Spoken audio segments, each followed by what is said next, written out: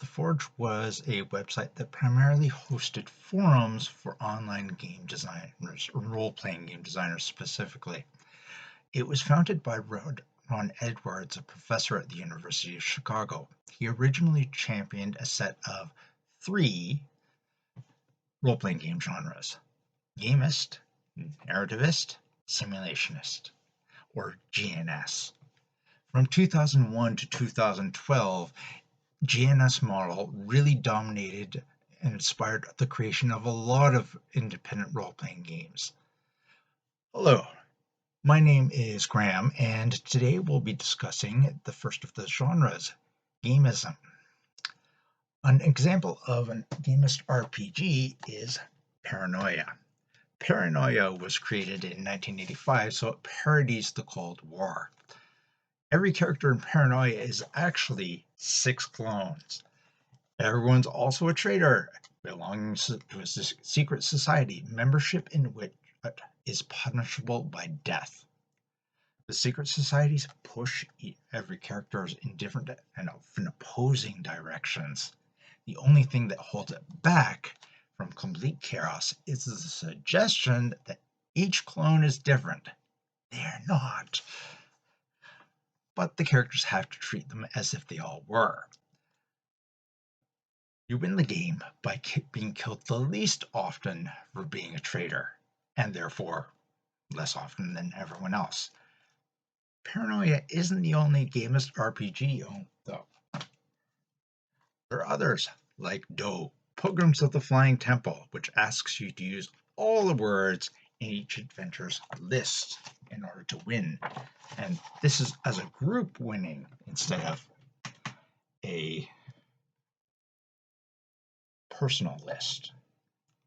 So having a word list is an interesting way to tie the adventure story to the tracking mechanism. Note that the story and the chosen word that you use are momentary, but the word list continues to be relevant throughout the game, much like group hit points in Dungeons & Dragons, or if Dungeons & Dragons actually had group hit points.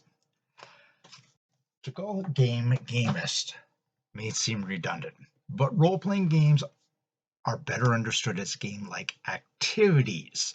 Gamist RPGs tend to focus on measurable outcomes, and the setting, rules, and suggestions all create those outcomes. Alternatively, the game may produce answers to simple questions, ones that have yes or no answers. Edwards called D&D gamist, or at least early versions of Dungeons & Dragons. Indeed, they often were, as different groups competed with one another in the same world run by the referee, vying for treasure and experience points, which were equated with each other.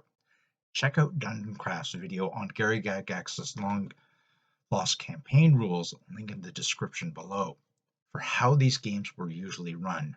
But as this video points out, players could use the same rules to run more narrative-based games. Nonetheless, various rules in old D&D lent themselves to being played competitively. There are RPGs that subvert gamism too, like Fiasco. Outcomes in Fiasco are semi-randomly generated and developed in terms of story. This takes what might be a measurable outcome and throws that out the window. So if Fiasco's win conditions are largely random, how do you win? Throughout the game, players share a pool of dice, but they're not allied with each other. They're competing with each other. They choose whether they want to start a scene or finish it.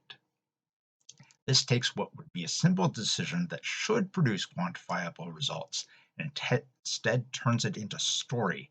It is these selections of the black and white dice that produce the dice pool that you roll at the end of the game. What you do is you roll all the dice and you end up with a result.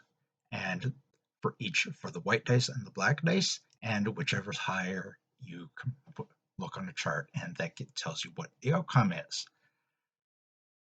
That means that choosing to start scenes early in the game leads to having more options to control how scenes end later on, or vice versa. But everyone has to do that, and Fiasco pits players against one another. Fiasco isn't a gamist RPG. It simulates a genre. In this genre, characters want things really badly, but everything goes wrong for them. It doesn't matter whether the character succeeds or not, only how interestingly they do so. That's how you win Fiasco, and it's not measurable. These very different ways of expressing or subverting gamism reveal something about role-playing games. Think of role-playing games as a blank slate, to which then is added elements that can fulfill a certain genre, like gamism, narrativism, simulation, or any other genre you've tried to make. Indeed, this is how all creative work happens. Even if they're just trying to create more of the same experience, designers need to think about how it will play out. But that brings up another point about the largest genres, that they're aimed at designers, not players. The difference is subtle, but it gets easier when you think of them as how to write romance. Often stories get reinterpreted using other genres by the audience, such as the conspiracy television show being reinterpreted as a romance story between the main characters.